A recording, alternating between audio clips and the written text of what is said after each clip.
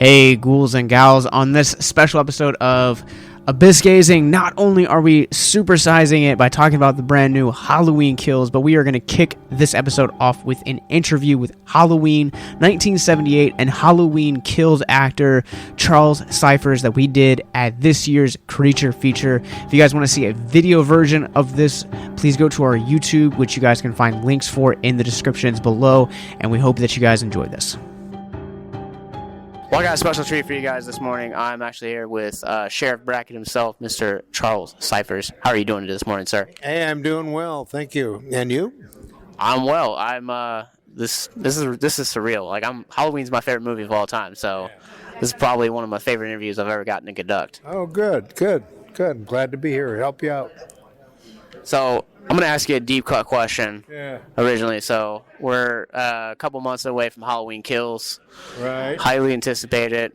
Obviously, this is your first time since 81 coming back to the role.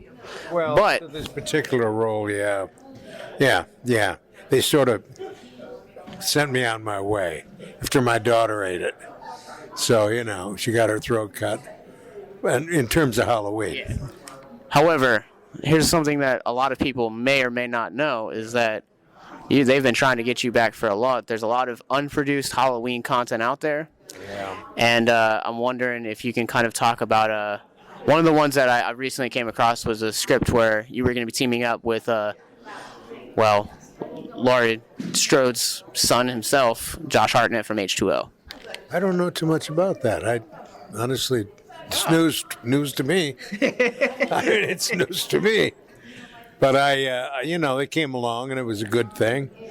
And, you figure 78 to this current one, you don't usually get called back for movies. I mean, that's a long time. Yeah. And there you go.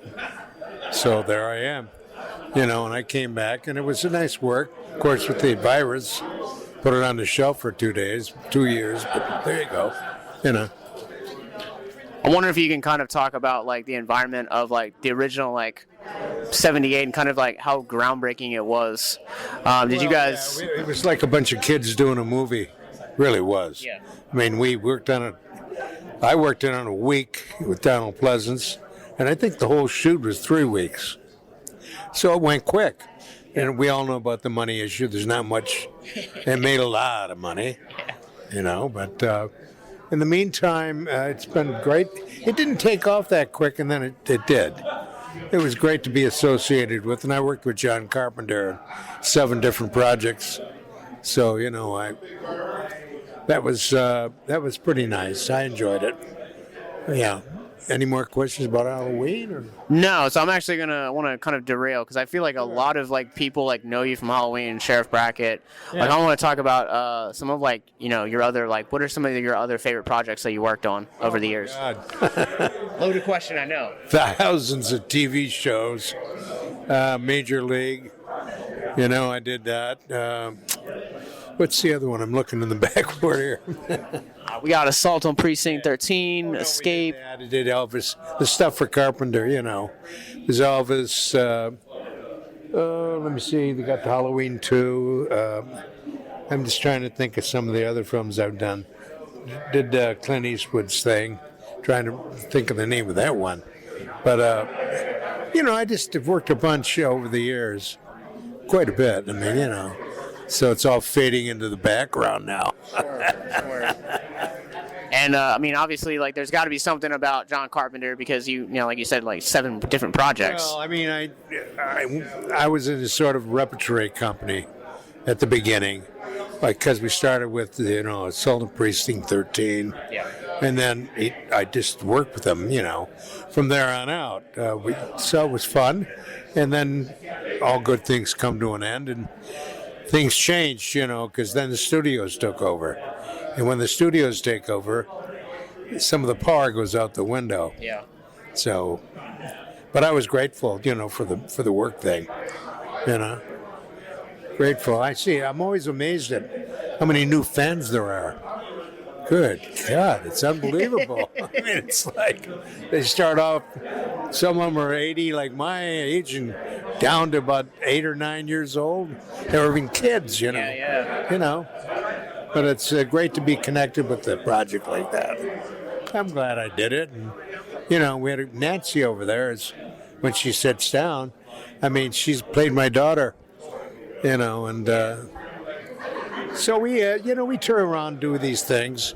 It's been fun, Well, so much of your filmography, I feel like, whether it's Halloween or like the escape duology, so much of that is like it's almost kind of like timeless to a degree. So you have like generations that are constantly like showing like other generations. Started off with Halloween, and there you go. Now the new stuff, I'm not, I don't know much about. I mean, all these different shows. I just don't watch them. I'm not a biggie on that one. Although it's the anniversary this year for Escape from New York. I think it's 40 years. Could be 40. Yep. So Tom Atkins and I did that. And a number of other people. So, that was another fun thing to do. Fun thing to do. So my last question for you is, obviously, as the fandom specifically for Halloween has grown, is obviously people look to it sometimes and be like, oh, this piece of cinema or this franchise has like helps my mental health. It's helped me get through a divorce. Like, how does that like impact you as an actor? Well, no, rephrase that again. Sure. So there are stories that have come out over the years talking about like how Halloween and like other films like that you've mentioned, like Fog, Salt, or Precinct, like how that has impacted specifically someone to like get over like depression and like mental health issues. Like, how does that make you feel as an actor? No, it's fine. I think if anybody enjoys it, that's the main thing. Yeah. In terms of my stuff, I was just glad to work. Nice gig, nice job. But we've done well with the conventions and things of that sort, Yeah. But thanks for doing this. I appreciate it. Thank you so much. Okay. You're welcome. All right. Have a good one, Charles. All right.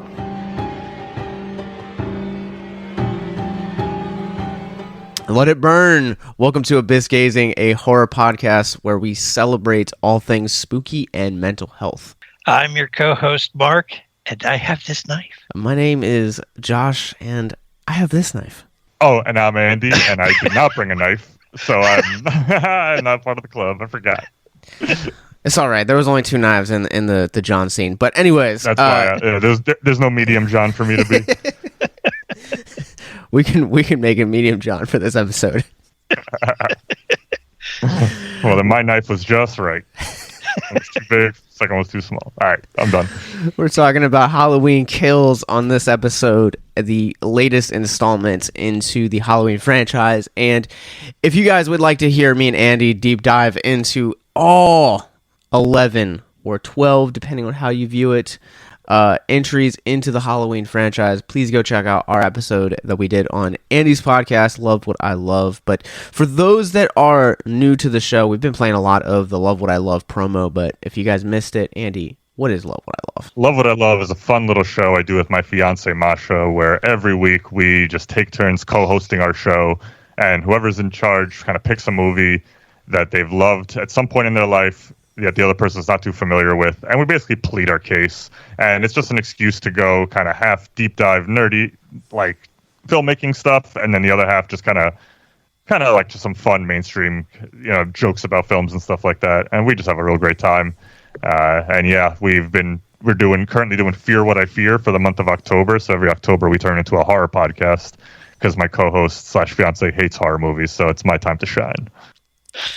That's always fun when the better half doesn't like horror and you have to force him to watch it anyways. It kind of makes it more fun. I feel like if we both loved it, we would just be kind of like a sounding board for each other. But because I kind of make her get out of her comfort zone, it makes it more fun to show them, I think. Yeah, we watch them all the time in my house. My wife likes horror movies too, so nice. It's not a big deal here. That's normal viewing through the year. It is also normal viewing in my household, but my wife is normally just on her phone half the time, so yeah, it's fine. I'm like, oh, I get to watch more horror. It means that you can just hang out and be on your phone. Works for me. Yeah. Well, like I said, we're talking about Halloween Kills on this installment of Abyss Gazing, and This movie's fresh. I think this is since we started this podcast, aside from Malignant, this is like the only new release we've done. Andy, being our guest of honor, what were your thoughts on the latest installment from David Gordon Green and the guys?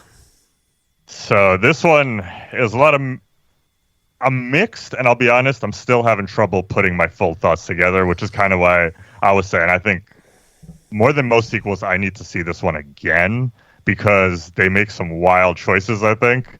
And as of now, as I've only seen it once last night, I am more on the positive side than the negative side, but I do think it's a pretty big departure from the last film, just in terms of tone and feeling. So I don't know how I feel about that because people who listen to our episode know that I ranked 2018 as my second favorite Halloween movie. So this one I felt was a big of a departure, but I'm on the positive side more so than the negative. I'm excited to talk about why. Mark, how about you? Over there shining your little knife. So I enjoyed it, but it's only Act 2.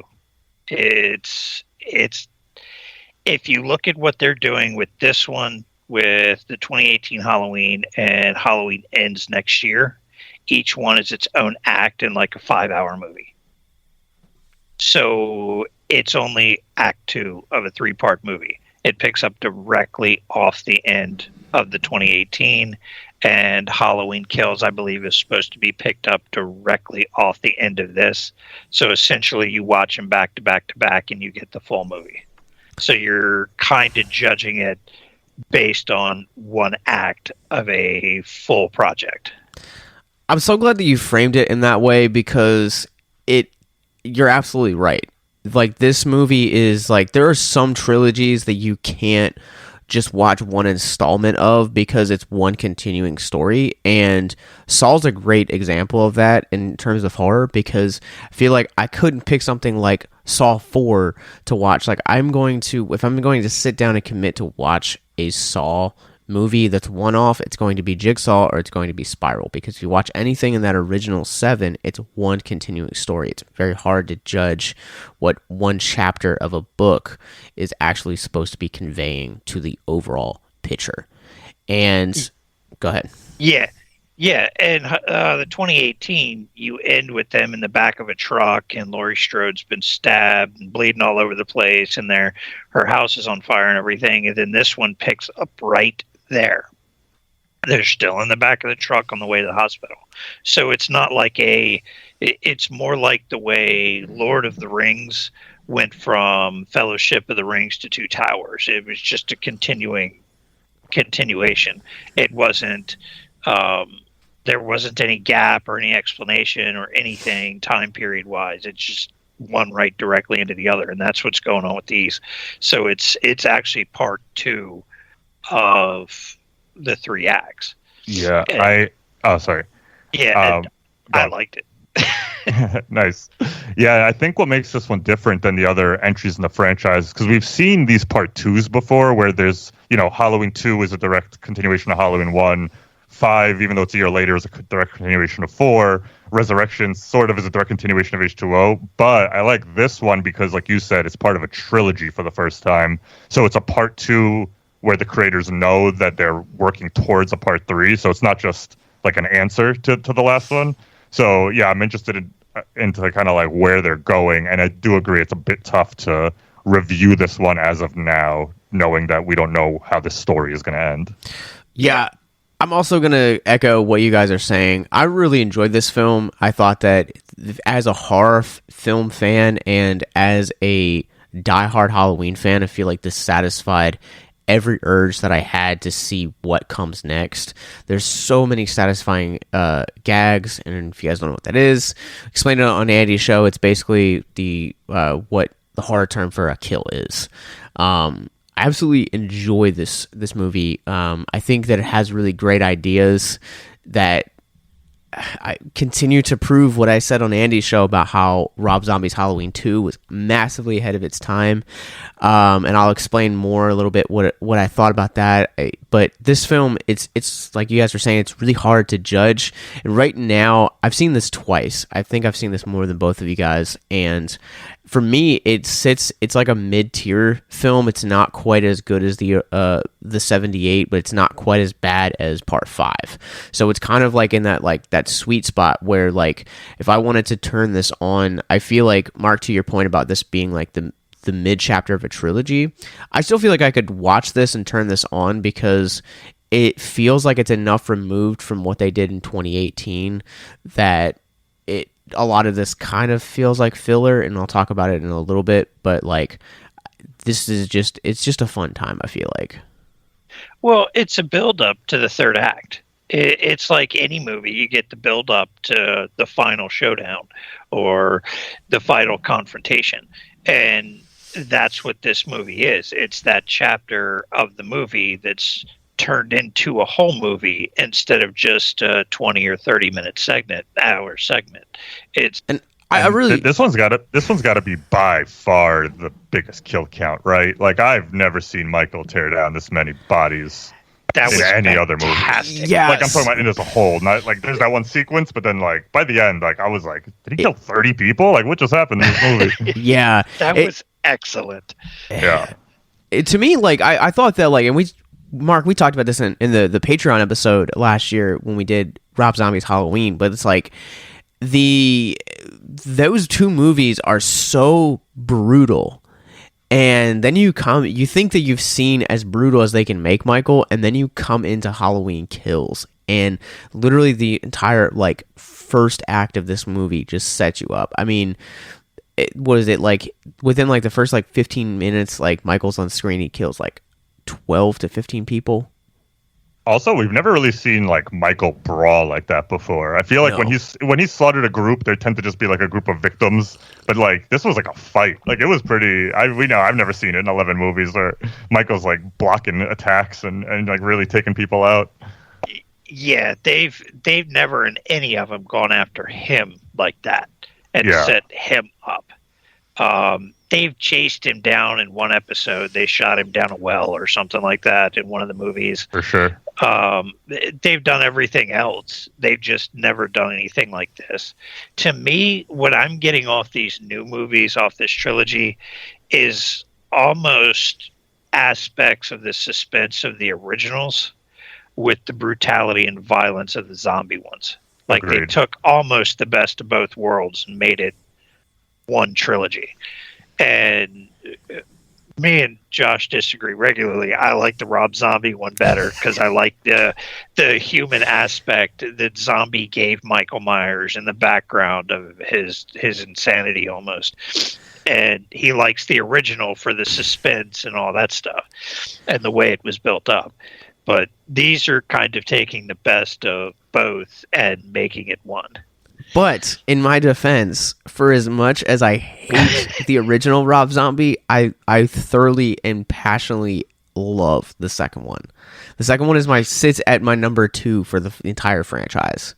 And I can't say that much, but we talked about it on my show. I re-examined 2 a lot, and it got bumped up to like my 5th favorite. So I actually really like Rob Zombie's Halloween 2 also, and I saw a lot of similarities with this movie and that one. Oh, now did y'all watch the theatrical cut or the director's cut it too? Because the director's cut I own. I've never watched it for some odd reason, but I own it, and everything I have read is saying that it makes a lot of stuff make a lot more sense. Yes, all right, so please go watch it. Sorry, this is my turn to be controversial. I disagree with Josh here. I actually saw the theatrical for the first time last week. And I've always hated not hated, but I've had problems with the director's cut. I actually prefer the theatrical. It's weird, but I just like it more. I think it does some stuff better. So it's not like The Abyss where the director's cut is like a half hour longer and the aliens now make sense. No, it's more they cut Laurie to be a much different character in the way she's dealing with her trauma, and it's like a lot more Rob Zombie in the director's cut where it's just like hopeless, and they shine a little light in the theatrical cut where I felt like, oh, I can actually maybe relate a little bit. All right. Well, I don't know about you guys, but I am itching to get into spoilers. So let's go around real quick. Give our Rorschach ratings equal. Mark, scale 0 to 5, where is this going to land for you? I'm biased. It's a 4.5. Michael Myers has always been my favorite of the three. Jason was just a mindless revenant, pretty much. Freddy was the dream demon, and both of those franchises were super cheesy. And I mean, they have their spot in movie history and horror history, but Halloween and Michael Myers has always been my favorite. Oh, you're among friends here, so. Oh yeah, I'm not gonna argue that. he's just he's the king. He's an emotionless juggernaut of a human, is all he is, for the most part. I'm not sure what they're doing with the ending of this movie and the monologue that Laurie Strode gave, and him coming out of that. Yo, we're not in spoilers yet. So you can't talk about the ending yet.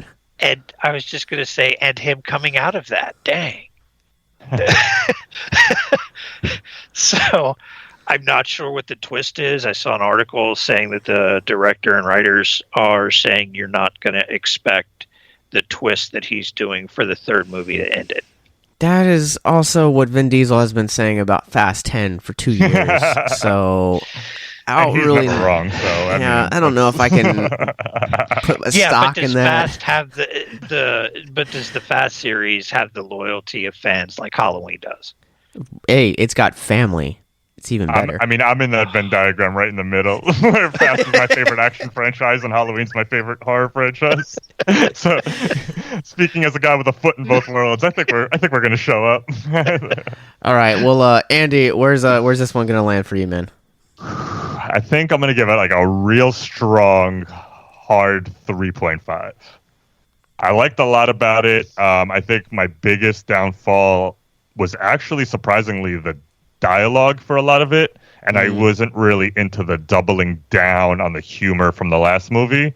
I enjoyed the humor of the last movie. I thought, and I know you said something up before we started recording about Big John, Little John. I actually did not like Big John, Little John at all. And I love David Gordon Green and Danny McBride's humor. I love their TV shows when they do comedy, but I think they went a little too hard on this one, and it took me out of what I think is a really cool theme that this movie explores and comes into at the end that we'll get to in spoilers. So I'm going to partner and meet you guys right in the middle. This film isn't quite a 3.5 for me. This film is not quite a 4. I kind of vary it by like a 3.75. Ooh, nice. So like for me, because I am much like Mark, like I'm very biased. Like I love this franchise so much, but also at the same time, as a cinephile and as a critic, I see all of the issues this film has, and I kind of knew that this film was gonna feel the way that it did from the first film, because if you look at the trilogy, this film is supposed to be all taking place on Halloween night. There is a key scene in Halloween 2018 where they shine very briefly, but it's enough to illustrate it. So Karen, there's a shot where Karen has her phone out and it says 11:15. So we are expected to believe that not only the rest of 2018, but also the following 2 movies are supposed to be taking place within 45 minutes. Wow, I didn't realize that. And so like this film has a lot of problems, but I think that they make up for it in different ways. And I think some of that is going to be my defense moving forward. So this is your official spoiler warning. We're just going to jump into this, and this film handles Laurie, because this is the part of the story that I had the most problems with. I think that Laurie feels largely like an afterthought for it. Like we just kind of cut back to her and Frank, but it almost kind of feels like they knew that they were going to have this epic that she was still alive, and that it felt almost like fan service the way that they handled her character, because she's not very developed. Like, she enters the same way that she exits, and I don't know, like, to me, like, this film kind of movies, yes, she was there to say Laurie Strode was in the movie. If you look at it as the second act of one big movie, no, it's a build up to the final showdown. I understand that. I was going to say, I kind of agree, and I think I have to see what they do with part 3 to judge whether or not I have a problem with what they do in this one, because I think the opening of this movie very clearly establishes this is like a Haddonfield movie, and it's about the town this time. So, like, I thought by opening with the Hawkins and the flashback and not including Laurie in that, they were kind of saying, like, because she'll deal with Michael in the next movie or whatever that story, we're going to take a diversion. So, yeah, if it was its own thing, I'd be very upset. But knowing that they have a third one coming, I'm giving them the benefit of the doubt. Yeah, and that makes sense because they're showing more of how Jason affected the town as opposed to just affecting a couple people. And I agree with both of what you're saying, and I feel like I would have been just kind of fine with maybe a little bit less and focusing on the town a little bit more that happened in the town that we cut away from to focus on Laurie. And this is kind of where you kind of get into problems judging a film like this, because it is, you know, the middle part of an overarching story.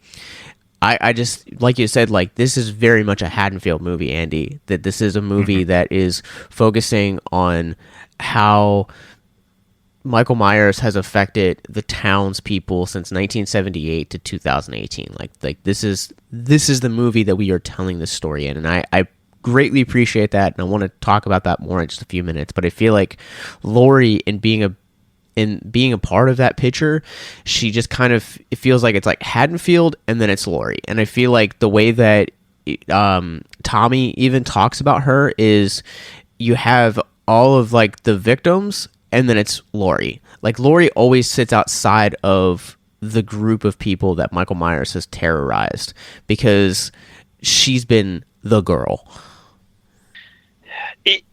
She's been the girl because she's been the main focus of essentially the majority of the series, except for like 4, 5, and 6. She's mentioned, but doesn't really show up. But in H2O, she's the main character. Resurrection, I don't even remember Resurrection.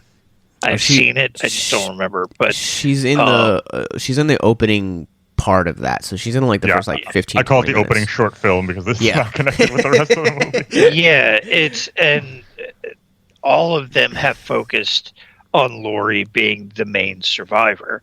There's been, like they mentioned in this one, the nurse, I believe that was from the second one, survived getting attacked in the first one. Was that Marion Chambers? Yeah, was it the first one? She's in the second too, and H2O. She's come back a lot. Yeah. So you've got others that have survived, but he was also always after Laurie in the previous movies. That's why she's kind of the main focus of the victims that are still around or people that have run into him, is because he was always after Laurie, and she's the one that survived multiple attacks by him, not the others. One thing in the movies, and this I had a question about. So in 2018, Laurie's granddaughter makes the comment that them being brother and sister was made up by the media. Yeah.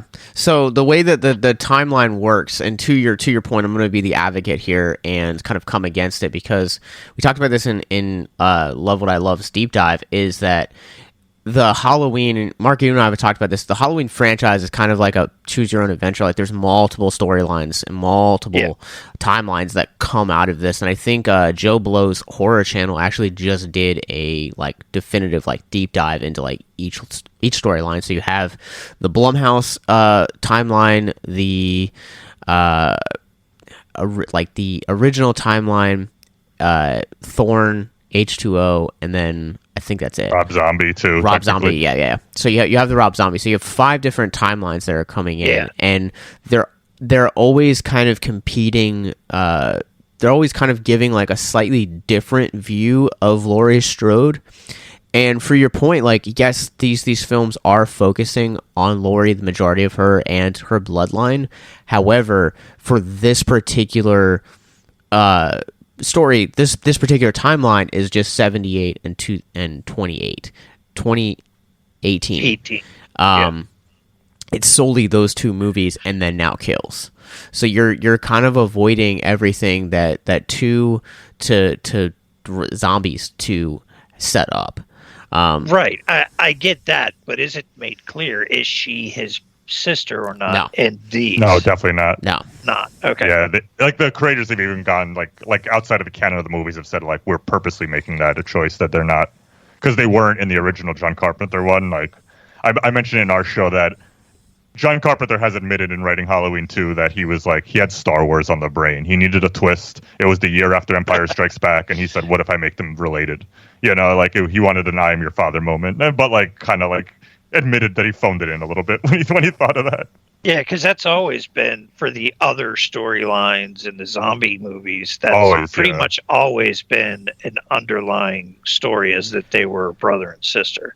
Okay. So I heard that in the 2018, and I didn't remember hearing anything about that, so I was curious. So the way that this film this trilogy of films now, because when it all said and done, it'll be a quadrilogy, but this trilogy has always treated, especially these last two films, has treated the relationship between Michael Myers and Laurie Strode as a brutal force of nature that is just basically destroying everything in his way, and Laurie Strode is the one that goes against that nature for him. So that's the reason that I believe that is the driving force of why he's continually haunting her in these last two movies. That's interesting, because I thought the whole theme and idea of this movie was proving that wasn't true. Because remember, the whole movie, they're all assuming he's coming to the hospital to come for Laurie, and we kind of get that affirmation from Sartain that he only came for Laurie in the last movie because Sartain wanted to see what would happen if he brought Michael to Laurie as an experiment. And the idea, so I kind of want to talk about the overall ending, and I want to jump to what you said earlier, Josh, when you said you kind of felt Laurie came in the movie and left the movie the same.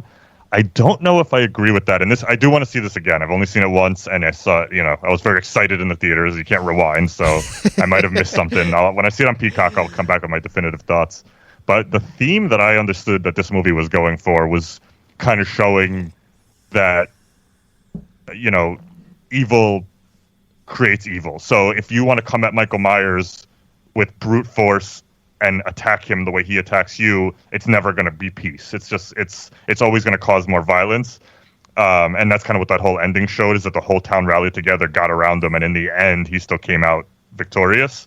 So Laurie and Hawkins kind of have that moment together where they say, where they realize that he's not coming after her, that it's a different, I don't know what they're doing with this third movie, but there's clearly something, in my opinion, supernatural going on here that Laurie realizes at the end of this movie is, for 2 movies, she's been saying, we have to hunt them down and kill them. We have to kill them. We have to kill them. And at the end of this movie, she says something along the lines, again, I only saw it once, but I wish we knew now what we knew now earlier. Yeah. And then it cuts to Michael slaughtering all these town people. So it's something about where I don't even know if this third movie is going to be an epic fight, because we had that in the last movie, and we're learning in this timeline that's not how you destroy Michael. Force isn't going to be what stops him. So I'm curious as to where we go from there. So I almost think having, we're in spoilers, having Judy Greer, Karen, die at the end of this movie, she succumbs to the mob. She's always been the one in 2018. She says the world's a bright place full of good people. She never wanted to succumb to that violence. And then in the end of this movie, she joins the mob and she becomes part of that violence and gets killed for it. So now I think Laurie might come out a little more enlightened and be like, I saw my daughter do what I taught her and she died. So now I'm going to do something different. I mean, it goes back to that old adage. You either live long enough to see yourself become the villain or you die a hero. Yeah. And go ahead, Mark. Go ahead. From what I can tell, it almost seems like that what happens with when an unstoppable force meets an immovable object, with Michael Myers being the unstoppable force and Laurie Strode being the immovable object. Yeah. And that seems to be what they're playing on for this series of movies. She's not changing her ways, and he ain't changing his. let's talk about that dynamic real quick between like Laurie Strode and Michael Myers. So Laurie Strode is stabbed at the end of the last one. She spends the entire movie in this one either healing or bleeding out. So we're to believe that she is very much a human. Michael quite literally survives a house fire, gets shot, gets beaten, and just keeps coming back. So like I was led to believe with all of the press, all of Halloween Unmasked, the podcast series that they did around 2018, that Michael Myers was just a man. They even emphasize it during the scene in the 2018 between the podcasters and Laurie. Michael Myers is a man. Let's not forget that. Is the line that they use. But in this one, I honestly don't know what he is, because he doesn't feel like he's quite a man, but Laurie has in this trilogy so far has almost kind of stepped into the Loomis role, to where she is echoing a lot of his early thoughts that, you know, it's not a man, like he's legitimately like a force of evil. And Andy, to your point, that scene between her and Hawkins almost kind of confirms that. And so I'm kind of curious how you guys view what Michael Myers is in this new timeline. Yeah. Oh, go ahead. Okay. I was just going to say, I do definitely think after seeing this one that they are going to go some sort of supernatural route, but with not like the Thorn way where it's overly explained. I don't think there's going to be a cult and runes and like put this code in to turn him off and things like that. But I do think they're going to deal with some sort of like primordial evil, the same way John Carpenter's script did in the original one. And because it's just like I'm all about suspending disbelief, but if you want me to believe that he's still a man after what he went through in Kills, it's going to be hard for me to believe that. So I'm on the route where it's supernatural, but it's still going to be very vague. It's going to be about like the essence of evil, not necessarily like a demon with a name and a weakness, you know? Yeah, he's essentially, Michael Myers in this series is essentially what I said earlier. He's a juggernaut of some sort.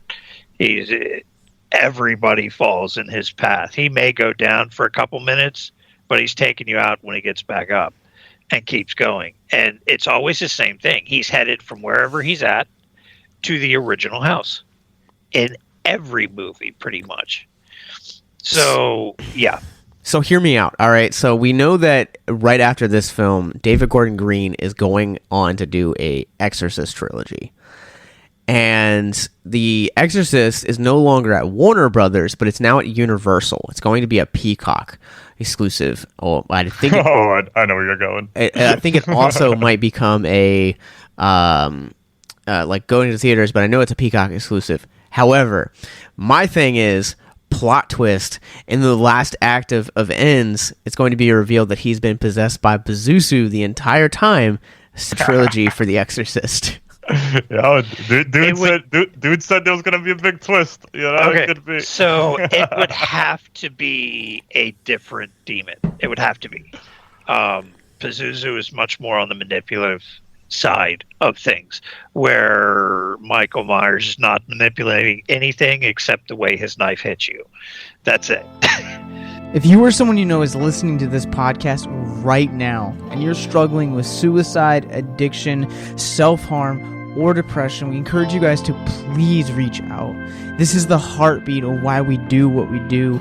Suicide is currently the 10th leading cause of death in the United States, and as of this recording, there are 132 suicides that take place each and every day on American soil. And when you scale back internationally, there are 800,000 successful suicides. That is one death roughly every 40 seconds. So if you or someone you know is struggling, you guys can go to victimsandvillains.net/hope. That resource is going to be right in the description wherever you guys are currently listening or streaming this. There you'll find resources that include the National Suicide Lifeline, which is 1-800-273-8255. You can also text HELP to 741-741. We also have a plethora of other resources, including churches, getting connected with counselors, LGBT resources like the Trevor Project, and also veteran hotline as well. Please If you hear nothing else in the show, understand that you listening to this right now, have value and worth. We get it. Suicide, depression, mental health, these are hard topics, and the stigma around them doesn't make it any easier. But please consider the resources right in the descriptions below, wherever you guys are listening, because, once again, you have value and you have worth. So please, stay with us.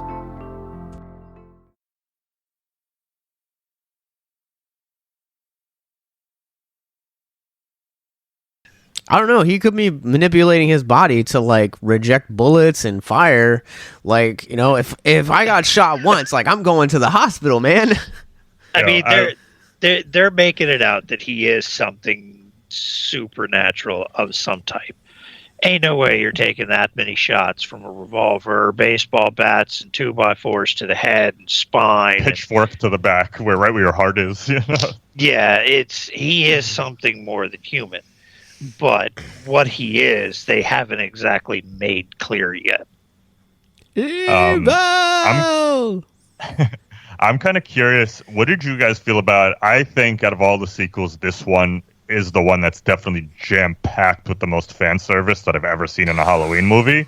Part of me, like, I always like it. I'm biased. I am a fan of every movie. So when I see like a reference, like, oh, like as a little kid, but I also like to look at these as like an actual like film kind of critic. And if I didn't like Halloween, I did feel like this one went a little overboard. I'm a little hesitant to like show this one to non-fans as opposed to 2018, which I showed to people who don't really watch Halloween movies. What do you guys feel about it? But if the third movie was out to complete the trilogy, would that make a difference? Possibly, but I was referring more to like just references to like super fans, like the fact that the three masks from Season of the Witch are in the movie and stuff like that. Also, the scene where they show the carousel and you get to see the nurse right before they do the twist, they have the silver shamrock, like little pennant on the back right corner of it where the flaps are. So now the silver shamrock is now canonical in this timeline. Oh yeah, for sure. But they don't actually show that with the other two. Well, Season of the Witch was basically what it was. Is 1 and 2 was the John Carpenter movie. Season of the Witch was supposed to be where they were trying to turn the Halloween franchise into you tread lightly when you talk separate. about Halloween 3. Guys, what if that's the big twist of the next one? Is that Halloween 3 is canonical with this, and that's what we find out, and somehow Cochran and silver-shamrock have something to do with this. Yo, bring Cochran back. They were the third one was an attempt to essentially start turning the Halloween movies into an anthology series almost, as opposed to a Michael Myers series. And there was so much uproar that Season of the Witch wasn't a Michael Myers movie that they just went back for 4. For sure. So, Andy, to answer your question, I think this film, much like, you know, I use this example, but like Mank last year on Netflix, that is not a movie that I would show general audiences. That is a movie that I would show people that have a appreciation for film and how Hollywood works and have seen Citizen Kane. The Disaster Artist is kind of like almost in that same exact camp. Like, I would show people that are cinephiles and the fans of The Room, those two movies. And I think that in this film as well, like, I love the way the Bloody Disgusting puts it, is that this film is a throwback to like the glory days of slashers, for better or for worse. And so in some contexts, this film feels like a Friday the 13th sequel or like an empty calorie slasher from the 80s. And I think to a degree that like, if you're a fan of this series, like this is a movie that is made for you. But if you're just a casual horror fan and don't have like any deeper knowledge the way that the three of us do on this particular series, I think that you're going to be really turned off by this. So like, I can look at this film and understand why people have issues with it. Yeah, I agree. And like same thing. I'm thinking of like during the flashback to the 1978 part, like they see the dog Michael 8 in the first movie. And if you've seen the first movie, you go like, oh, it's that dog that we've heard about that he eats. But like, if you have no idea about the first movie, that's, to me, as a moviegoer, I'd be like, why did they focus on that dog for a second then move on? Like, if you don't understand the callback, it almost makes the movie a little bit worse. So, like, I think this movie went a little too hard on the references, where it's just like it would alienate, like you said, people who aren't in love with the franchise. And another example of that is the scene where you get the rusty razor blade prank, where Big John and Little John come out and they're like, oh, do you know who lives here? So they kind of like tell this ghost story of 45 Lumpkin Lane, where all of these brutal murders happened. And, they do that several times throughout the course of the film, where they're really going heavy with the references here. And sometimes they're very subtle, but sometimes they're very much like overhanded. It almost seems like at points that in the 2018 one, they didn't make a lot of those references other than, oh, this happened to me by Laurie Strode kind of thing. And they talked about it occasionally, but it almost seemed like it's, hey, people are watching this that may not have seen the originals. Let's throw some backstory in there so they got more of an idea of what's going on. It didn't take away from me. It also, some of the flashbacks to what was his name, Officer Whitmore, I think is the one that ends up in the hospital with Hawkins. Hawkins, yeah. I don't know why I was thinking Whitmore. It almost seemed like a little bit of filler too. Like they knew they're building to the third movie, but the script that they had was a little too short, so they added in a half-hour flashback. It's not quite a half hour of flashbacks, and I appreciated that angle. And I'm going to say something controversial, that I also appreciated the adding of Loomis. I think much like Peter Cushing in Rogue One, that this film, it's very slight, but it goes to the fan service, but it also enhances the story and it makes it feel more complete. One of the things that I talked about in my Letterboxd review is that I love how this film kind of expands the lore a little bit. But, Zartane talks about it in 2018 that Hawkins was the first responding officer. And so you kind of get to see that interaction, but you also kind of see about how that night and where his headspace was at, and this regret and this tie that he has to Michael that makes the opening scene where Allison's boyfriend discovers him after the Zartane attack, makes it feel a little bit more fuller, and it makes the story of Halloween feel from 78 as well feel fuller. I think the purpose of the flashbacks, other than kind of giving a longer runtime, because this would have been like an hour 15-minute movie without the flashbacks, but I think the purpose of it was to give a background to the officer, because he's going to be a major character in the third one with Laurie Strode. I see what's going to happen is it's going to be Laurie Strode, the granddaughter, and the cop going after Michael Myers, and that's going to be the final act, is the three of them versus him. But you also see, at the same time, you also see the history between Laurie and Hawkins as well. It's not just like a few like offhanded remarks that we saw in the 2018, but there's like genuine like stories, and like these are two people that have known each other for a while, and it really embraces that small town feel. Like Andy said it previously, like this is a Haddonfield movie, and kind of like even reminiscing, for as much as I had issues about how this film handles Laurie, I really enjoyed those like quieter scenes between like her and Hawkins, where they're like reminiscing about like what it was like when they like tried to go date, and she had a sweet thing for Ben Tramer. And I think that this film does those quieter moments really well, and I think that it allows Hawkins to feel more like a three-dimensional person, and their relationship to feel a little bit more fuller now that we have more context.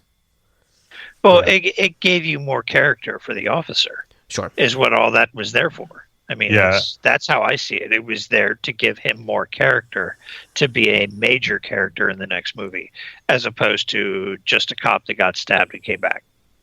Yeah, and I think they did a good job too, considering he's also one of the only characters like that was not present in the original movie, and they kind of fabricated for this new timeline. Like they inserted him into but if you watch 78, there is no Officer Hawkins. So unlike Tommy Doyle or Lindsay or Marion, they kind of have they're like legacy characters that kind of you already get a leg up because we know them. So I think they did a good job with Hawkins as an entirely new character, but finding a way to weave him into the storyline naturally. Like I believe that him and Laurie had a little relationship and all that, like all that stuff we learned in this one. You talk about legacy characters in this one, and I keep coming back to the town, and I want to talk about the town in a second, but Lonnie is a character that's kind of like has very brief scenes in 78, but he's definitely given a lot more of an experience, and like even during Tommy's speech at the bar, like you get to see like all of these like clips of 78, and then you have that fabrication of Lonnie's exchange with Michael. And I kind of wanted to know how you guys felt about Lonnie's kind of evolution and kind of like weaving into the original timeline. I honestly, this was the one thing that kind of confused me and why I kind of want to watch it again. I understand giving Lonnie a run-in with the Shape so that way he could be kind of like in tune with these other characters who also had run-ins with him. But I felt his flashback scenes were a little odd. I just thought he was definitely the bully in the 78 version. Like he was the one scaring Tommy, telling him the boogeyman was going to get him. So I found it weird that he also had a group of bullies that bullied him separately from that. It just seemed kind of like a weird choice.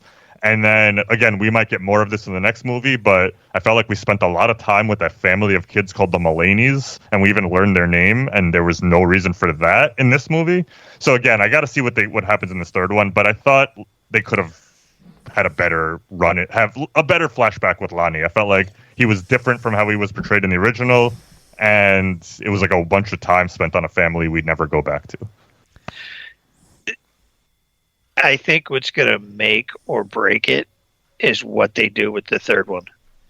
Because we're discussing it as this is its own independent movie, which by all rights it is. But are they going to bring those characters that you just mentioned back in the third one somehow? Are they going to show up? I think they have to. I don't know why you would have a moment where a character says, "Don't fuck with the Mulaney's" if the Mulaney's don't come back at some. It's like Billy Madison. You don't hear the O'Doyles and never see them. They're there. And I think that's part of the issue. Even just discussing it now is that a third movie's coming. You're trying to discuss this one as its own standing work, but the way it's presented and the way it ties into the first one, it's not, like I said earlier, it's the second act of a 3-act movie. I think that's part of the issue with it. I think to Andy's point, you can't say that about Lonnie and his son because they die in this movie. In some pretty brutal ways too. Oh my God, his son especially. So I think that the Mulaney's, I'm so glad you brought up Billy Madison, because if you didn't, I would have. Nice. Plot twist, they just all like die in a big car explosion, and that's how ends opens up. It opens on a banana peel in the highway, and you're like, uh-oh, I know where this is going. And then Cochran emerges. It's Halloween night. No, I think that Andy, to your point, I think that you summed up exactly. It is a weird choice to have this one, to kind of have him in these flashbacks, because like he is the bully of Tommy, but now they're like best friends. So like that I liked. Like if they were, I did like that. If they grew up together and said, "Sorry, I was your bully." I just thought it was weird that he had his own bullies. Yeah, like it seems so weird that like we spend time with them. In that capacity, like there's not like really like a payoff for like how it spends up. And like I think like a great example of this is you look to like Dr. Sleep's prologue, and you kind of get to see what happens to Danny and Wendy after the events of The Shining, and kind of like how they're adjusting to life afterwards. And that moment goes on to forever like impact him into adulthood. And it's like it sets up for that. And so like Mark, to your point, it just seems odd that we're spending time with a character that was also being bullied, because like Lonnie in this film like just felt like a completely different character than 78. Yep. And to me, like, you know, the Blumhouse timeline is supposed to be like course correcting this whole thing. Like that was like the antithesis of their entire 2018 press run, and I just don't feel like we got that here with some of these characters, like Lonnie especially. Maybe the bullies turned on him after Loomis told him to get his ass away from there because he ran away all scared. So maybe they were like, "You're a punk. You're scared of the boogeyman." So maybe that's why he had bullies. I like that idea. But yeah, it could all tie together in the third one. It could, and it's very difficult to kind of like look at this particular film in just some aspects with that in mind, that kind of coming in hindsight. However, Andy, you talked about this way earlier in the show, is that this isn't a Laurie Michael movie. This is a Haddonfield movie, and yeah. One of the things that I so appreciate about this film, and we'll kind of get into it now, is the mental health of all of this town affected by this singular figure. I think that's such a fascinating thing, and we talked about this. I talked about this on your show, Andy, when we did the franchise deep dive in Halloween, particularly, is that Halloween 2 for Rob Zombie just wasn't wanting to focus on how that one night affected Laurie Strode, but also how it affected the Brackets, and you kind of got to see how the three of them this one night was really affected, because I think in some of the ways, for as much as I love Halloween, where it starts to fail is that this one night doesn't just affect Laurie, it doesn't just affect Loomis, it doesn't just affect Brackett, but it affects the entire town, because multiple people lost families, multiple people now have this entire lineage of grief that they are sharing and that they're passing down to their children. It shows a lot of the effects of mass hysteria is really what it gets into. We had this traumatizing event in 1978. It affected a lot of people in the town and the families of the town. And, oh no, he showed up again. And you start seeing essentially mass hysteria is what it is. Everybody's going nuts. You get the mobs. Everybody's going after him. And the town just loses it because of the, at one point, rumored presence of Michael Myers. And then they actually see him. And they go after the other mental patient that they hadn't gotten a hold of, because they're just, oh, that's Michael. Let's get him. And they're going after anything that may or may not be Michael out of hysteria based on past events. Yeah, and I think it was fun to see, or not fun, but interesting to see the town essentially as a whole taking on the role usually Loomis would take on, where in almost every other movie he's kind of a lone, not raving lunatic because he has a point, but like a lone madman with a gun trying to stop Michael, and the rest of the town is always kind of doesn't need to take him too seriously, or he doesn't get that many people on his side. But now we're seeing the danger is if, like, what if everybody had that mentality of like, we're all Batman or Van Helsing, like we're all going to go get the monster, and the carnage that can come from that and how unhealthy that kind of can be as well. Like, again, it's the whole, I think the whole theme of this movie, and they kind of spell it out at the end, is that you can't beat evil with evil. So it's like, no matter what kind of force you bring at Michael in this timeline, that's not going to stop him. He will match that force. It's interesting. So for those of you guys that may or may not remember, this movie was supposed to come out last Halloween, and COVID delayed it an entire year. And one of the things that they ended up actually talking about last year in press runs is right around the time that they made the announcement that they were going to push it back a year. David Gordon Green actually, I'm trying to think about how to phrase this.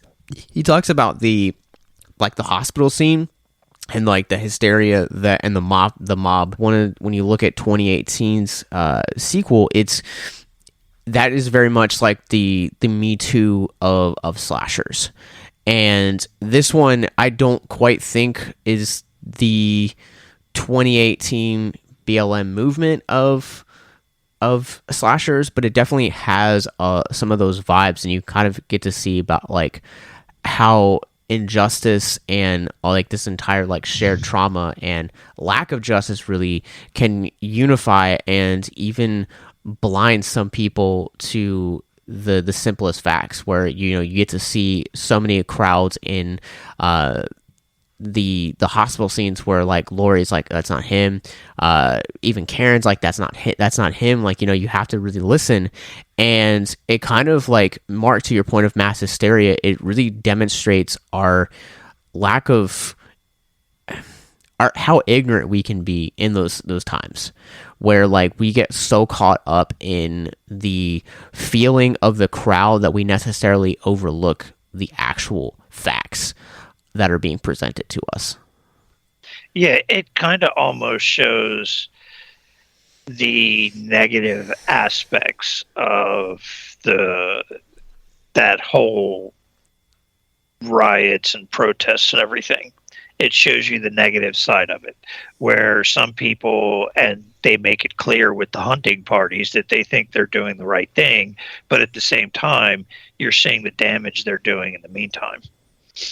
Yeah, I think that's. I actually didn't know David Gordon Green kind of mentioned that. I think that's a really interesting angle that I was not thinking about with this, but I think you do have like a really good point there, Josh. Of it's obviously it's not a one-to-one comparison by any means, but if we're going to use the metaphor, this is a town that has been victimized, even if it had only been once in 1978 prior to 2018, but like mentally victimized by these crimes, and everybody feeling kind of helpless, and then you're seeing what happens when that all bubbles up at the same time. And when you're looking at the reason why everyone is acting this way, you're on paper, you're like, of course, yes, I would be just as upset as you. But then when you see the outcome, it's like, oh, if this isn't kind of, if we let just like the emotions go at the same time, it could bottleneck into an explosive answer, the way we see in this, and with the death of the one mental patient. Yeah, it shows you almost both sides of the argument. Yeah. And that the outcome is never going to end up being good. The dangers, and like it emphasizes the need for education.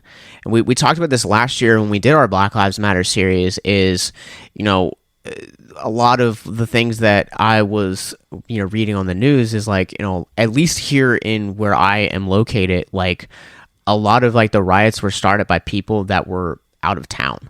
A lot of the people that we had in town were saying, we want to educate you guys on why Black lives do matter. And I think you get a little bit of that in here as well, is that the mob is just so caught up in the hysteria and this need for, quote, bloodshed, that you don't have that you don't have that need for education. Like, ignorance is kind of like the mentality rule for this. And I think one of the most satisfying portions of this film is right after the death of the mental patient, which was probably one of the hardest scenes to watch in this, because it is a suicide. And the fact that they actually show what the body looks like, I just was thought it was. And also really showing repulsed. Tommy like having remorse at the last second and realizing what he created and trying to stop it, but he couldn't. Like that got me too. Yeah, like it's just a very disgusting decision to make. But I want to say that like it's when Tommy and Lee Brackett have that exchange over the body, and he's like, it's not Michael, and he's like, well, how do you know? We've never seen him without a mask. And it's like, it's like, listen to the people that, have been dealing with this and have been traumatized by this. Here you have a person that's actually seen what Michael's face is, and she's been shouting that you have the wrong guy, and which ends up actually resulting in this. And it's like one of the things that when it comes to deconstructing a lot of these like harsher kind of mob rules sequences, or even in real life, is like always seek out education first. Like, do I really agree with what these people are preaching? Why or why not? Like are they right or are they wrong? Well, that jumping out the window is also kind of showing you some of the results of what happened with the Me Too movement and the Black Lives Matters protests and riots and everything. There were people caught in the crossfire that were completely innocent and completely destroyed in the meantime. You can find countless college students where a guy was in a party, had some fun with a girl, and then she tells her friends, I regret it, and reports him to the school that he raped her or assaulted her, and his life is now ruined, kicked out of school, facing prison charges. I see a lot of those all the time, and I think the inmate, the mental patient jumping out the window, was showing some of the results of the hysteria and just everybody's guilty no matter what. They see a mental patient and they know Michael was a mental patient that escaped, and that's Michael, he's guilty, let's get him. And I think that kind of shows the effects of uneducated targeting can have. How would you guys like to help us get mental health resources into schools, conventions, and other events? Well, now you can. Simply go to patreon.com/victims and villains for as little as $1 a month. You guys can help us get mental health resources into current and upcoming generations, educate and break down stigma surrounding mental health, suicide, and depression, and you get exclusive content that you can't get anywhere else. And you guys can tell us which Nicolas Cage movie you want us to cover, and we'll do it. All it takes to get started is to go to patreon.com/victims and villains, or simply click the link in the episode description wherever you guys are currently listening or streaming this episode. Pick your tier and get started today. Yes, it's that simple. So quickly select the tier that you want and help us get hope into the hands of the depressed and the suicidal today.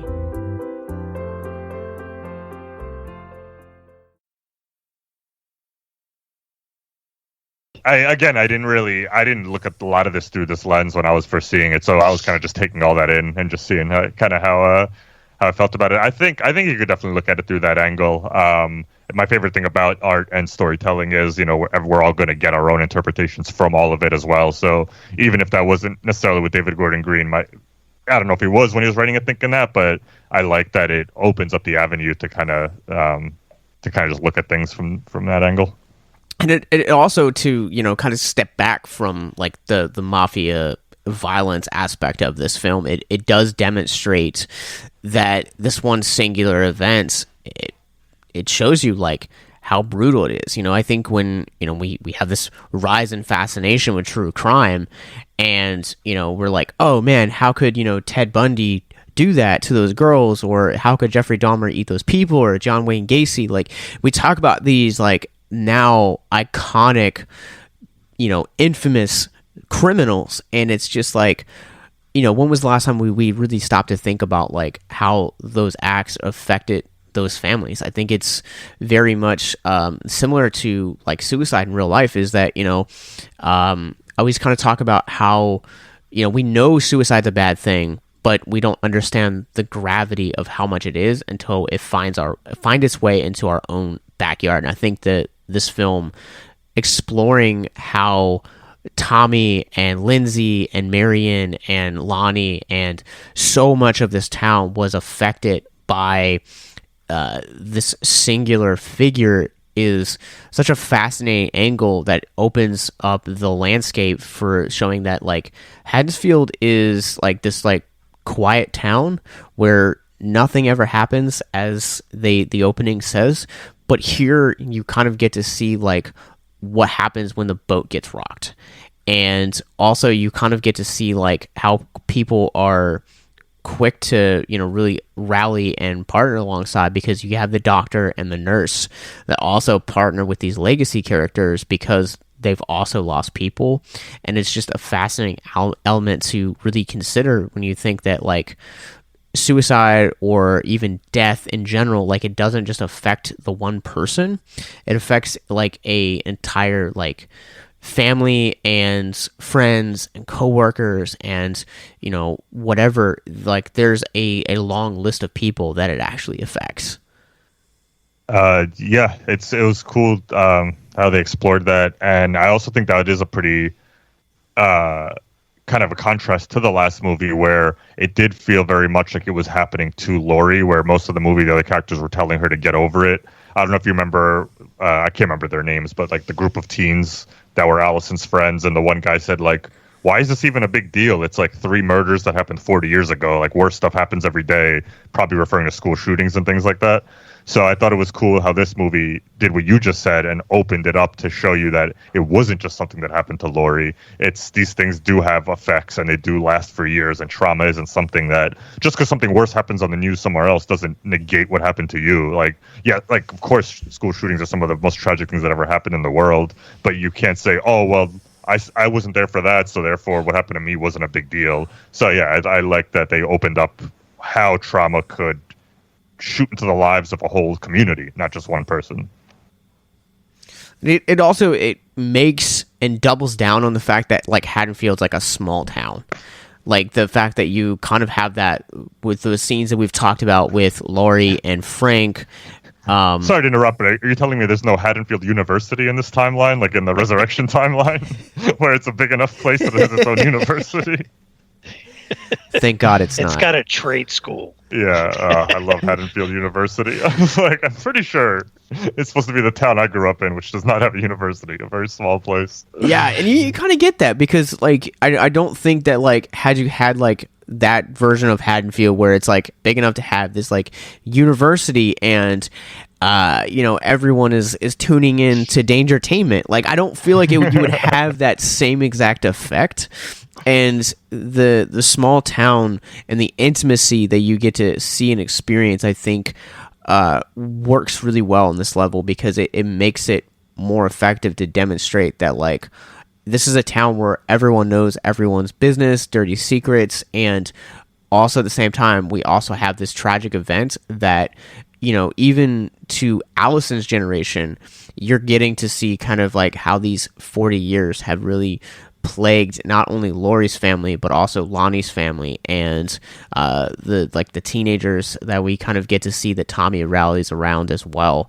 I think is a fascinating thing. It's a cool movie. Yeah, from different aspects. Yeah, I feel like I haven't really been saying the reasons why I didn't think why I don't like love it, because I have been saying pretty much all positive things about it. I think my core issue does boil down to I just don't think overall the dialogue is very good. And while I do love all those themes we discussed about the town and the mentality and kind of can't kill evil with evil, I like all those ideas. I do think the film is pretty heavy-handed and spells out those themes very easily for you, and I think it could have used another pass for subtlety. I just felt like it was very on the surface what it was trying to tell you, and I think it could have been a little quote-unquote smarter.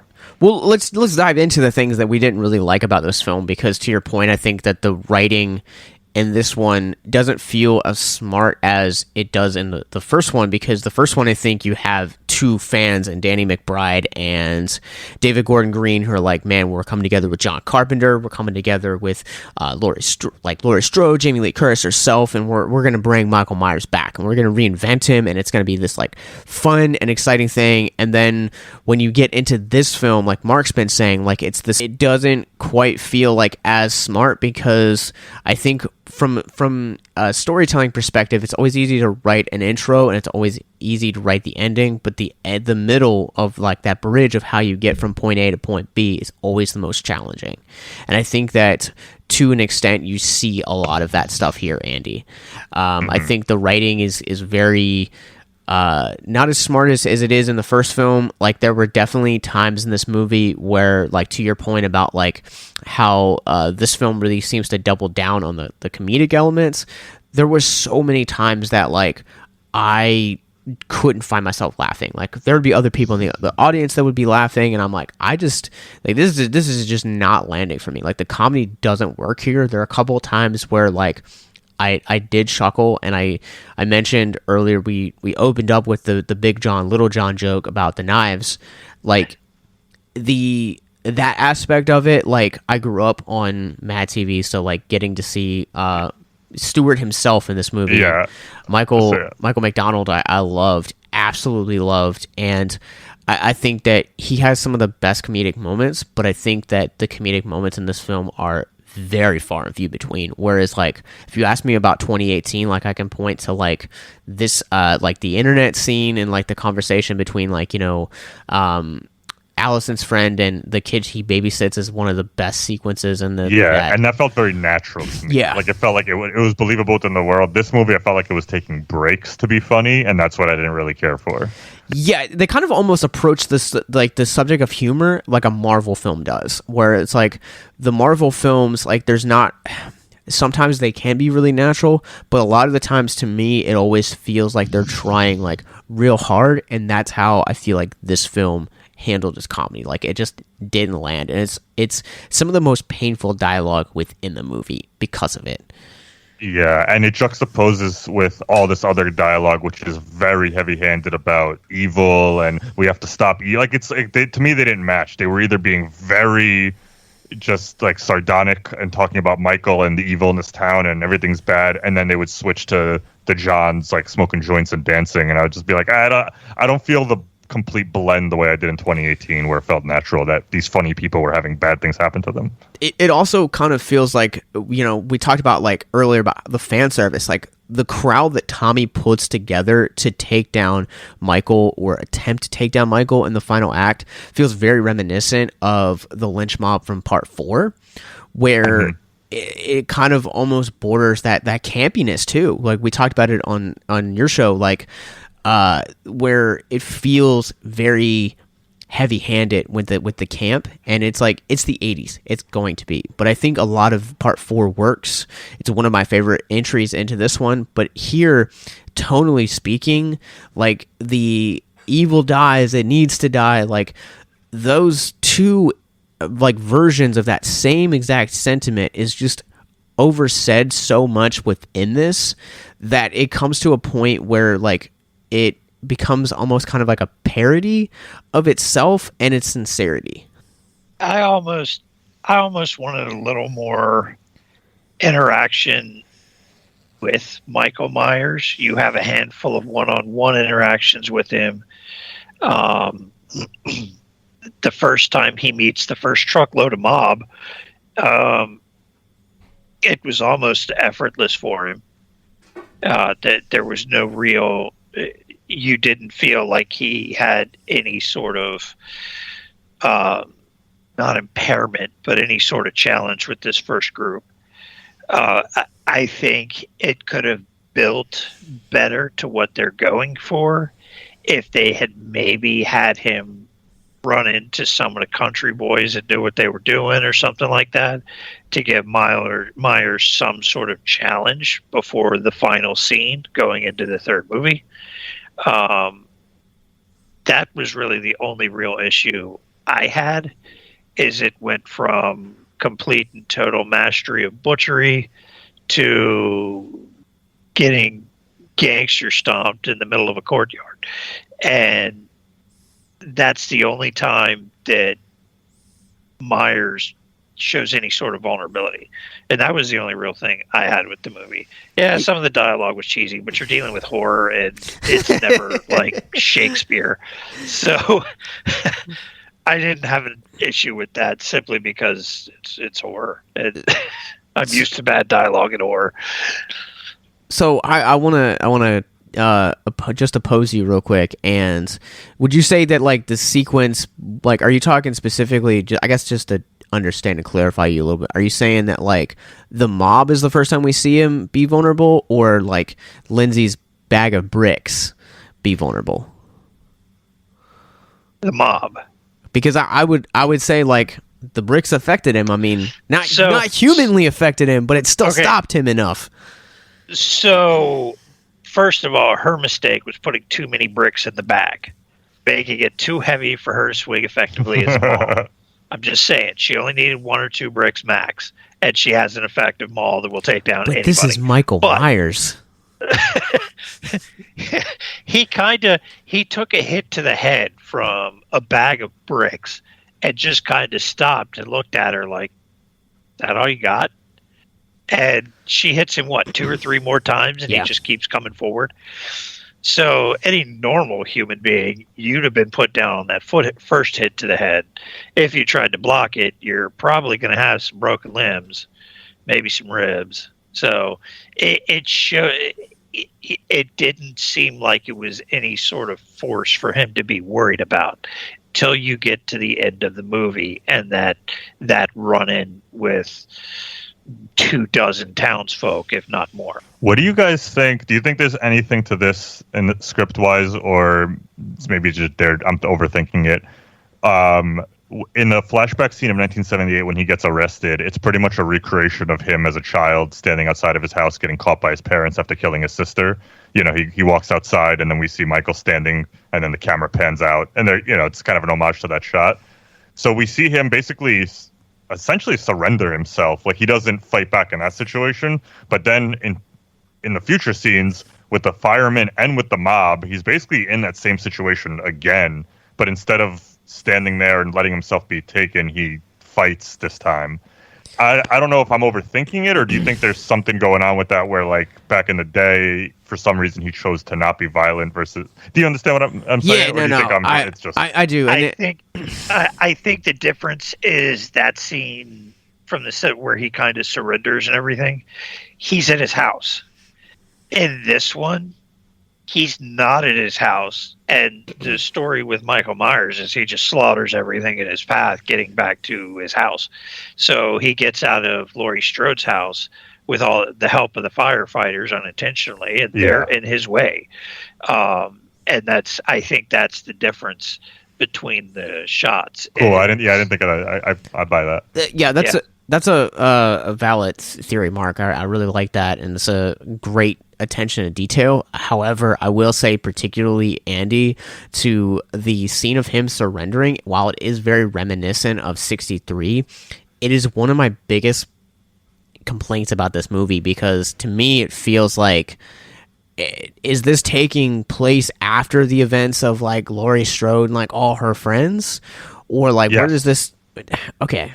All right. Because, like, to me, like, it seems like they kind of, like, course corrected, like, the mystery of what the first film did so well with that suspense, and, like, oh no, like, he just got shot 6 times and then he's just not there.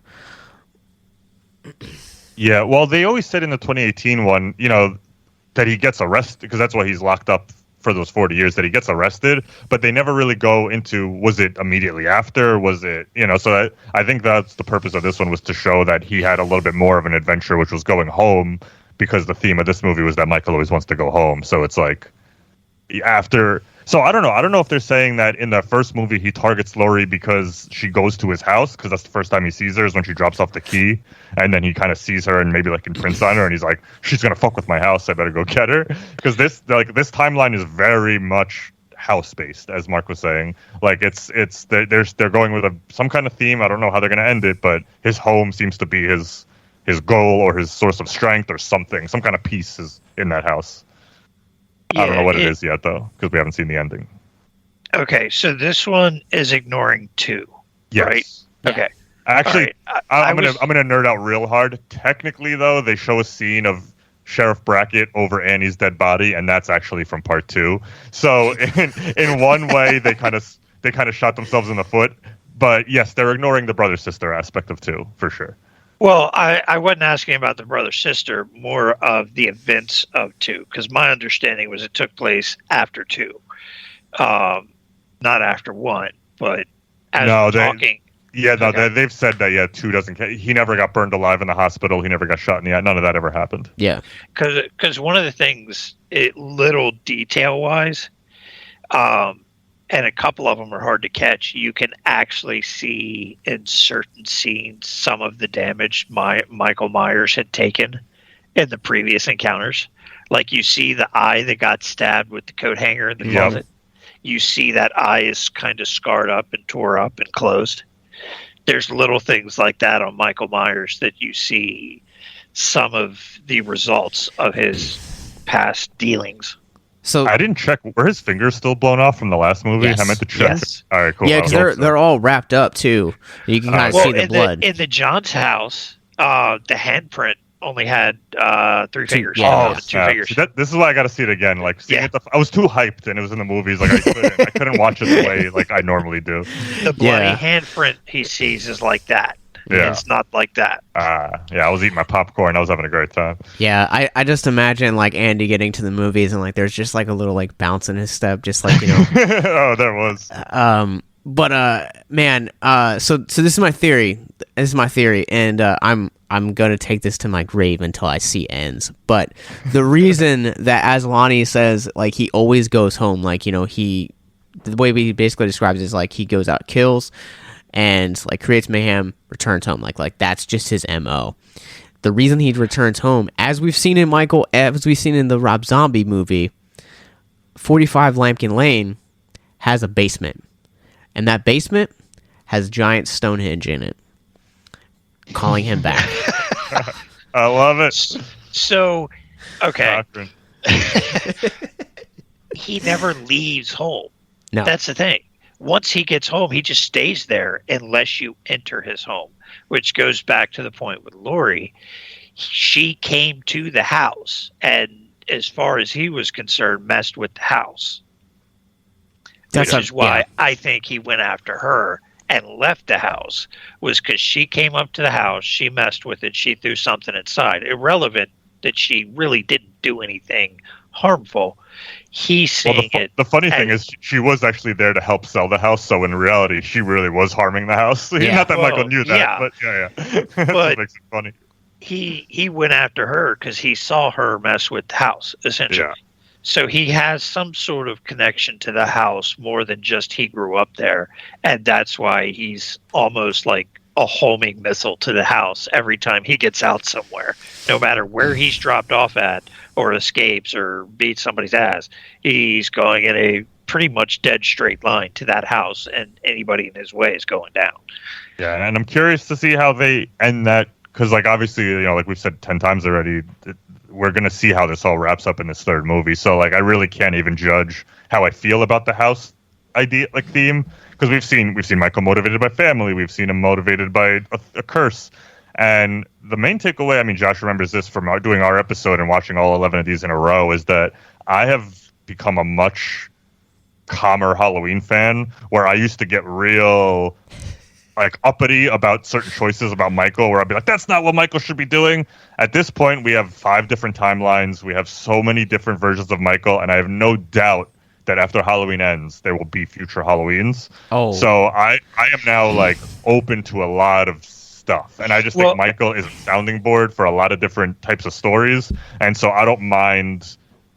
In this version, we're focusing that the house seems to be a motivation. I'm like, cool, let's explore that. So I'm cool, because if I don't like it, the next Michael might not give a shit about his house. Man, you know what I mean? He may just want his family inheritance. We don't know. Yeah, exactly. But I heard the Halloweens, like we said earlier, it's a kind of a choose your own adventure. But I heard somebody else refer to it as the Halloween multiverse. Yeah. There's kind of like they did with Star Trek. I love the Star Trek movies and series. The new movies with Chris Pine are an alternate timeline or multiverse with the original. So these are almost the same kind of way. You're seeing a branch in the timeline off a specific event in the stories that are presented. Yeah. Which we almost got a movie of. I just want to throw that out there, that they almost one of the Halloween sequels that they were pitching actually was a Halloween multiverse.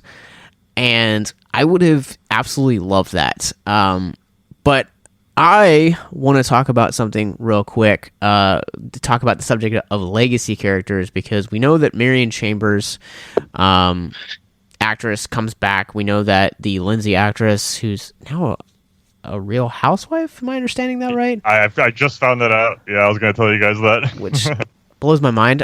So she comes back. She made like an announcement on one of the episodes, like, I'm not going to be on the show for the next few weeks because I have to go film the new Halloween movie.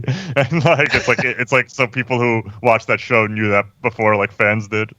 That's amazing. Which is hilarious. But we also see a new take on Tommy Doyle, who, if you remember from Halloween 6, marked the cinematic debut of one Paul Rudd, and Paul Rudd actually came close to being in this movie as Tommy Doyle, reprising his role, but it's actually his shooting schedule with Ghostbusters Afterlife. And now seeing this, conflicted with that, now seeing this movie, I don't know that he would have been the right choice. I wanted to say the same thing, because you and I were both in regret on my show saying, it would have been the greatest gift if Paul Rudd came back. And now that I watched the character, I feel like I would have been distracted by Paul Rudd. There's so much intensity that he brings into this. Yeah, his acting style and persona in general is awesome, but it wouldn't have fit the movie. He would have been a standout.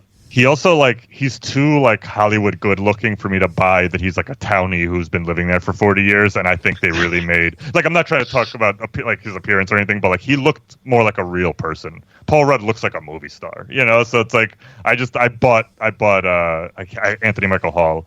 I thought he, I was able to just buy that, that's what Tommy Doyle looks like now, as opposed to being is that Ant-Man? Yeah, Anthony Michael Hall in this movie it's such a different Tommy Doyle, but it's so believable because, in 40 years, it's who's the same, Yeah, and you look at, how, the transitions between 78 and Curse of Michael Myers, how those two, transition into, given the tone of what that film is, I can totally see he's this weird stoner, or not stoner, loner character that just studies Michael Myers and runes. I can believe that, and Paul Rudd does great for that. But here you have a guy that, much like Laurie, he's tired of being afraid. He's tired of being, scared of the boogeyman, and he wants to fight back. His fear is at this point where he's just F it, let's go. And I love that scene between him and Laurie where he's 40 years ago you protected me, now it's my turn. That, I got goosebumps. Dialogue speaking, that might be one of my favorite parts of the movie. Not sequence wise, but in terms of two characters communicating, that might be one of my favorites. Yes, absolutely. And I think that Anthony Michael Hall is honestly one of the best parts in this movie in terms of acting. He just gives it his absolute all, and just crushes it. There's so many times where when he's setting up the mob, and you kind of get to see how the current sheriff is reacting to this speech, and he's no, your department has failed us time and time again on this matter. It's time for us to take it. That to me, I got legitimate goosebumps. I think that he did a terrific job in this movie. Agreed. I get distracted by Anthony Michael Hall simply because every time I see him in something, it's so far apart that he looks different, and I don't recognize him till I pull up IMDb.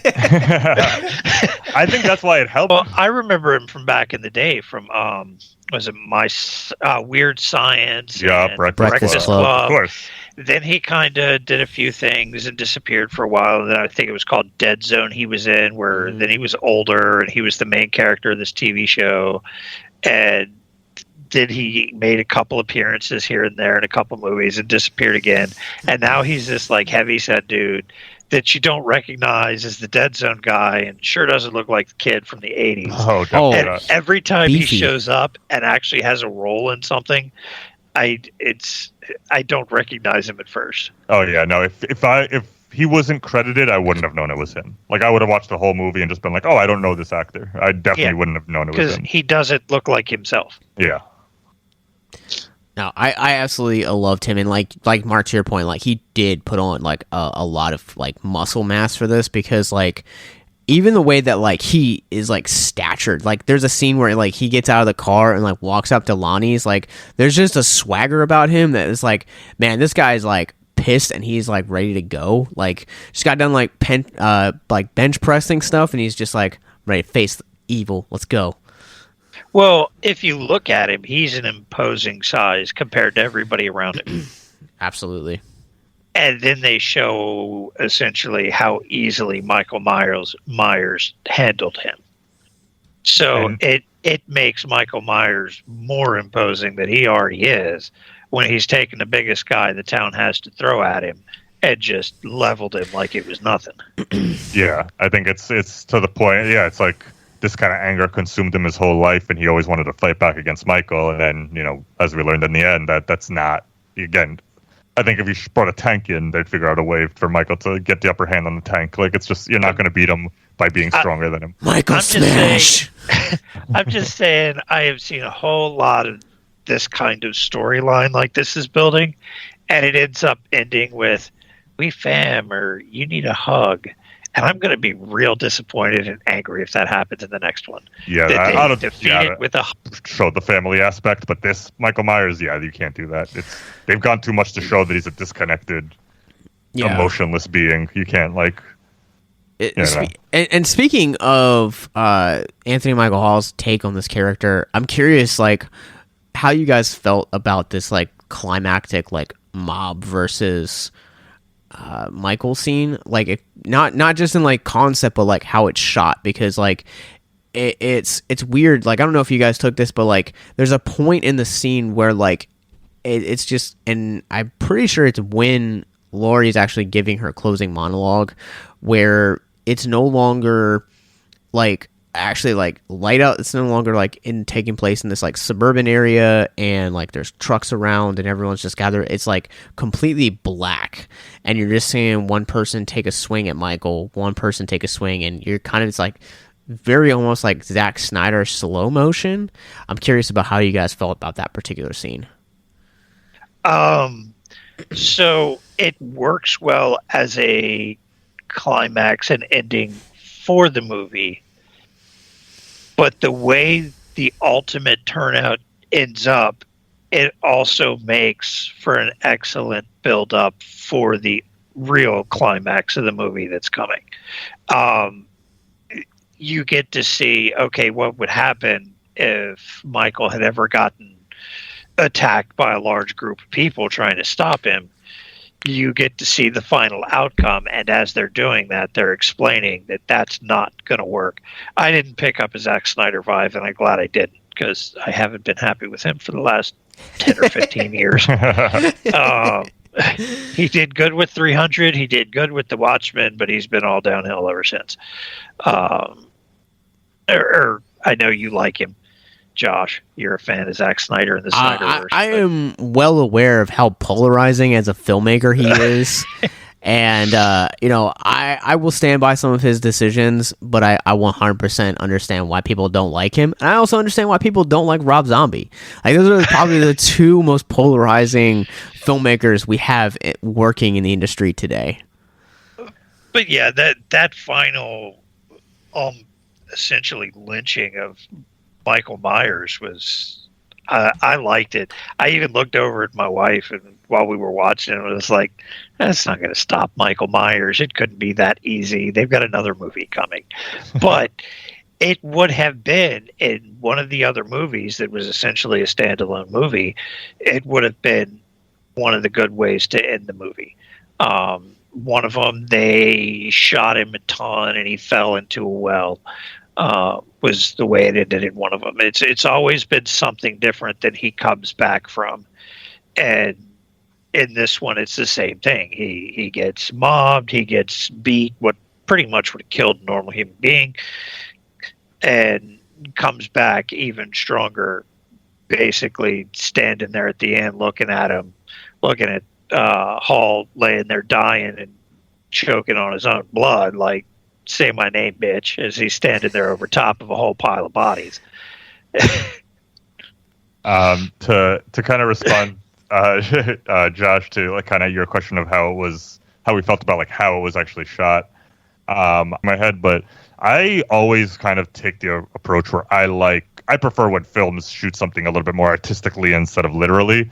So by going that route of kind of no longer being in the realistic setting of the street and then eschewing it all in blackness, it's all just there to amplify that theme of that the town is being taken over by this evil and they're acting just like Michael Myers, and that's not the way you solve this problem. So I was into it, to be honest, the way it was shot. I always say film is a visual medium. I don't think it's ever really that interesting to only talk about the story of a movie, and I think the reason that we're showing visuals is because you can do things that you can't do in a book. So I'm always for choices like that. Like, take the character somewhere else, do something visually that, even if it's not quote unquote like realistic to the moment, it helps portray the theme. So yeah, I dug it, and I want to watch that sequence again, actually. Hearing you talk about it in that way, about how it's like we've stepped outside of the real world now and we're just kind of embracing this moment, makes me appreciate it more, because that was kind of one of the very few sequences in this movie that like I was very split on. And I feel like, and I shared this when we did both Patreon and Love What I Love, is like Rob Zombie's 2007 version of this film is like, you get so caught up in the hype of it, and then as time progressed, I'm like, do I really actually like this movie? And as you'll find out on Andy's show, Love What I Love, the answer is meh. But I also kind of feel like with this one in particular, like Andy, like you've been saying the entire show, is like, this is a really hard film to just judge on initial viewing. And Mark, to your point, it's also really hard to judge the fact that this is a middle slice of a trilogy. And so it's really hard to like look at this from like a just a objective standpoint with that knowledge in here, and also being a fan makes it incredibly harder. Yeah, I'm reserving that ranking I gave in the beginning to change, because I've all the Halloween movies, this is the one where I walked away the most confused in terms of how I felt. I know I liked it. I love Michael Myers. As I've said on our show, 5 is the only one that I truly find a bummer to have to sit through. Every other one, even if I have problems with it, I like it because I'm a fan. So obviously, I had a good time. But it's hard on the first viewing. So this one was for me just very polarizing in terms of being like, I just don't know yet. You know what I mean? Like, I need to see it again. I'm going to watch it with Masha. I want to see it with someone fresh. And then I'm really, outside of the other ones where I walked away like, oh, I love that one. I hate that one. This one's okay. Like, I'm very torn on how I feel right now. Yeah, it's all 2 and 3 of a movie. Yeah, I kind of equate it to Star Wars, where I'm one of the few people who thought Last Jedi was pretty interesting, but I was banking on, I hope they follow this up with a good ending, and then I hated Rise of Skywalker, and now I actually kind of like Last Jedi a little less because there was no payoff to the things that I thought was good. So then this could very well, if Halloween Ends is Rise of Skywalker, I might like this movie a lot less. You know what I mean? But if it's Return of the Jedi, I might dig it. You know what I mean? What a terrific it's gonna make comparison. the series. Yeah. Do what? I said, what a terrific comparison that he said there. Yeah. Because I wasn't really initially like, I was one of those people that I didn't know how I felt about Last Jedi, and it wasn't until like I made up my, maybe this entire trilogy is just rubbish. Yeah, needs a rethink. Yeah. But I didn't mind Rise of Skywalker. I didn't mind. Actually, I thought the last trilogy they did was okay. I didn't get all the hate with it, but it wasn't great. The John standing there looking out that window at one point too. True. Yeah, I forgot about that. So everybody that has looked out that window has died. Yeah. And Jason's essentially, or Michael Myers has essentially been, that's my spot. Yeah. Also, it should be worth mentioning that it's not his room; it's actually his sister's room. His sister's, true. Yeah. I saw one reviewer joking, saying that all his anger comes from him not liking the room that his parents assigned him, that he just always wished he had a better room, and this is where this all came down to. I mean, this is bullshit. If they had stuck with Laurie Strode being the little sister, then it would be middle child syndrome. Yeah, that's true. So, well, all right. I think that's going to wrap it up for us on this discussion for Halloween Kills. But make sure that you guys let us know what you guys thought about this movie, because so far it seems to be fairly polarizing. You either really like it or you really hate it. So I'm curious to hear where our listeners stand on this latest version of The Shape. But where can people find? We come out every other Monday with a brand new episode, and this month we will come out with an episode every Monday, including the one I did with Josh for the Halloween franchise deep dive. We're also doing another deep dive for Chucky that'll come out at the end of the month, coinciding with the new series. Plus, we got tons of fun episodes where I make my fiance sit through things like Hereditary and scare the living crap out of her. So, yeah, love what I love. Check us out. And we're on all social media at LWIL Podcast. Please, just do it. It's a great concept. It's a great show. And who doesn't love a non-traditional horror fan sitting through horror? Yeah, it's so fun. Mark, where can people find you online, sir? I'm a nerd and paint miniatures, and you can find me on Instagram at Titanium Juggernaut Painting.